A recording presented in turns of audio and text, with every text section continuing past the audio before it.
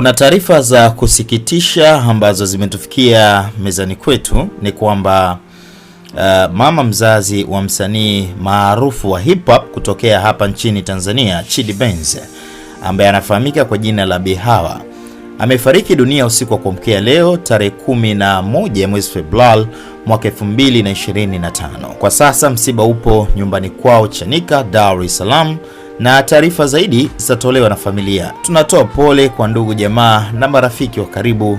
Mungu ailaze roho ya marehemu mahala pema peponi, wote tuseme amen.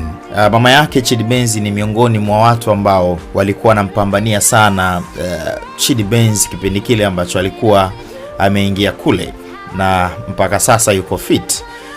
Nadhani alikuwa anampenda mtoto wake kwa upendo ule wa agape. Kwa hiyo pasina shaka ile itakuwa pigo kubwa kwa Chidi Benz na atakuwa yuko kwenye majonzi kweli kweli. So Mwenyezi Mungu pia ampe nguvu Chidi Benz. Maoni yako ni yapi? Niachie maoni yako hapo chini kwenye sehemu ya comment section. Majina yangu mimi naitwa Mido Simba. Bye bye till the next time.